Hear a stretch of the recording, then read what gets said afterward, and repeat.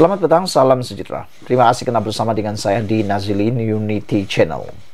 Petang ini kita nak ulas apa yang diluahkan oleh Kebawah Duli Yang Maha Mulia di Pertuan Agong berkaitan dengan peristiwa langkah Sheraton yang berlaku pada tahun 2020. Selepas 3 tahun Baginda mendiamkan diri. Selepas 3 tahun Baginda tidak cerita apa-apa yang berlaku, akhirnya Baginda mungkin sudah tidak tahan lagi, akhirnya mendedahkan apa yang berlaku sebenarnya dalam isu kemelut politik Malaysia pada tahun 2020 ketika langkah Sheraton berlaku. Dan ketika itulah Perdana Menteri kita yang ketujuh, yaitu Tun Dr. Mahathir Mohamad, meletakkan jawatan sebagai Perdana Menteri kerana menurut Tun Mahathir Mohamad, beliau telah pun kehilangan sokongan majoriti di Dewan Rakyat. Sebelum kita teruskan ulasan tentang titah Kebawah Duli Yang Maha Mulia, pendedahan suara hati Kebawah Duli Yang Maha Mulia, juga apa yang diceritakan oleh Baginda kepada kita semua ini, sila dulu tekan butang subscribe untuk mendapatkan isu-isu terkini dari channel ini. Tekan butang subscribe itu percuma. Saudara-saudara, Baginda yang di Pertuan Agong bertitah, tiada kemelut politik jika episod sebelum pengunduran Perdana Menteri yang ketujuh tak berlaku. Apa sebenarnya episod sebelum pengunduran Perdana Menteri yang ketujuh ini? Apa yang dimaksudkan oleh Baginda? Negara tidak akan berdepan dengan kemelut politik yang berpanjangan jika kejadian yang membawa kepada peletakan jawatan Perdana Menteri ketujuh tidak berlaku titah yang di Pertuan Agong. Menurut Al-Sultan Abdullah Sultan Ahmad Shah, apa yang berlaku itu membawa politik Malaysia berada dalam keadaan yang tidak menentu titah Baginda. Menyampaikan titah diraja semasa istiadat pembukaan mesyuarat pertama penggal kedua Parlimen ke-15 di Parlimen hari ini, Baginda mengimbas semula bagaimana kemelut politik tanah air itu berlaku. Ia kemudian membawa kepada pertukaran 4 Perdana Menteri selepas satu pilihan raya umum sebelum Baginda diminta memberikan perkenan membubarkan Parlimen. Beta tak berniat untuk mencampuri urusan politik negara, apatah lagi untuk mengatur percaturan lanskap politik tanah air titah Baginda.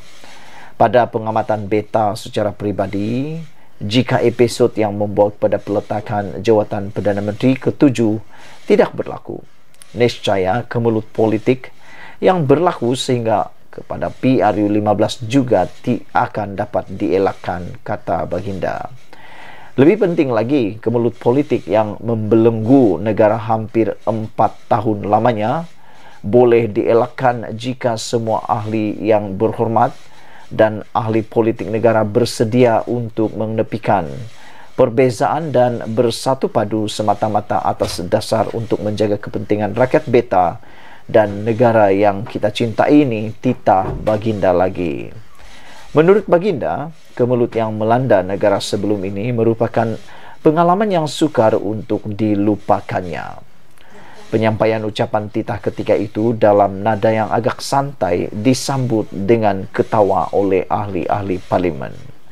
Agong tidak menyebut secara khusus insiden pembelotan sekumpulan ahli parlimen PH yang meninggalkan gabungan berkenan sehingga menyebabkan kejatuhan kerajaan.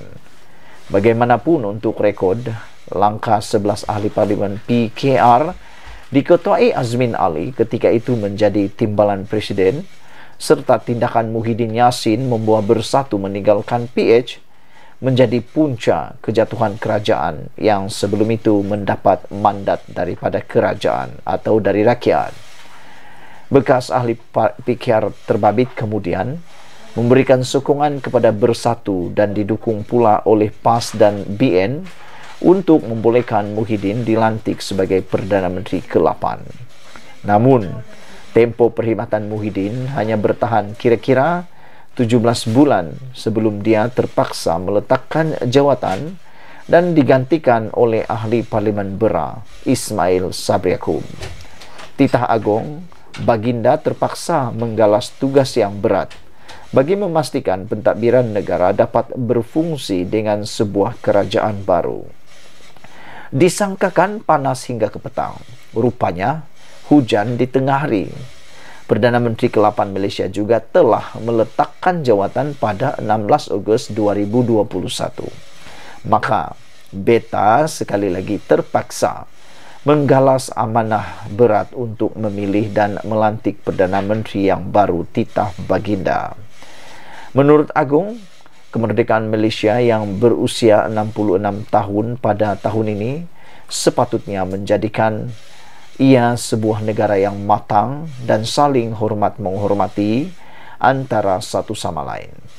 Jika kepelbagaian, kemajemukan dan kekusutan politik yang berterusan menjadi punca perbalahan dan perpecahan, Beta merasa khawatir. Suasana damai dan kemajuan yang didambakan tidak akan menjadi kenyataan buat selama-lamanya Titah Baginda.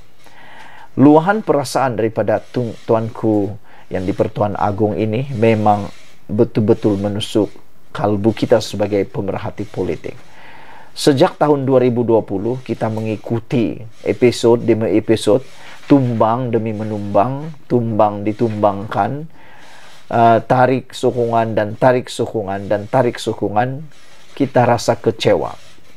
Karena bayangkan, lebih kurang 3 tahun masa Malaysia telah pun dibuang dengan begitu saja. Selama 3 tahun, negara kita tidak melakukan apa-apa.